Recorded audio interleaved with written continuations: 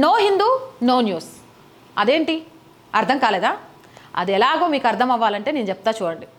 అయోధ్య రామ మందిరం రాగానే దాంట్లో అవినీతి జరిగిందని తెలవగానే 80 లక్షల నుంచి 200 కోట్ల అక్రమాలు దొంగతనాలు జరిగాయనే వార్తను దాన్ని ఎంత ప్రచారం చేసిండ్రు అంటే మామూలుగా కాదు. రామ అని పలకని నోర్లు, విపక్షాలు, రాముణ్ణి అవమానించిన వాళ్ళు కూడా అయ్యి బాబోయ్ హిందువులకు అన్యాయం జరిగిపోతుంది, రాముడికి అన్యాయం జరిగిపోతుందని అదొక వార్తను హైలైట్ చేస్తూ హిందువుల మధ్య విభేదాలను రెచ్చగొట్టడానికి బాగా ప్రయత్నించినాయి. కానీ వీళ్ళెవ్వరూ కూడా కేరళలోని బిలీవర్స్ ఈస్టర్న్ చర్చిలో 9 కోట్ల రూపాయల హవాలా స్కామ్ జరిగింది. దాని గురించి ఎప్పుడైనా మాట్లాడటం మీరు విన్నారా? మీరు వినుండరు. ఎందుకంటే నో హిందూ నో న్యూస్. అలాగే కర్ణాటక వర్క్ బోర్డులో 2 లక్షల కోట్ల రూపాయల భూకుంభకోణం జరిగింది. దాని గురించి మీకు ఎవరికైనా తెలుసా? వినుండరు. ఎందుకంటే నో హిందూ నో న్యూస్. అంతేకాదు ఢిల్లీ గురుద్వార్ మేనేజ్మెంట్ కమిటీపై 400 కోట్ల రూపాయల నిధుల మళ్లింపు కేసు నడుస్తోంది.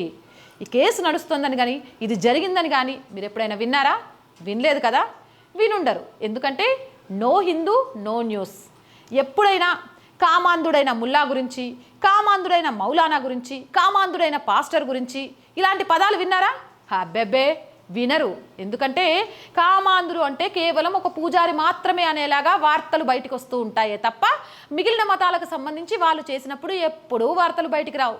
ఎందుకంటే నో హిందూ నో న్యూస్. నేరం చేసిన వ్యక్తి హిందువు కానంత వరకు, అక్రమాలు దొంగతనాలు గుళ్ళలో దేవాలయాల్లో జరగనంత వరకు ఇక్కడున్న ప్రజాస్వామ్యం, సోషలిస్టు, లౌకికవాదులు అస్సలు పట్టించుకోరు, దాని గురించి మాట్లాడరు. అదే నేరం చేసిన వాడు హిందువు అయినా, అలాగే అక్రమాలు హిందూ ఆలయాలలో జరిగినా బాబోయ్ చెవులు చిల్లులు పడేలాగా మీడియా, సోషల్ మీడియాలో వార్తలు గుప్పిస్తూనే ఉంటారు. ఎందుకు? మీకేమైనా తెలిస్తే కామెంట్ చేయండి. జై హింద్, జై భారత్.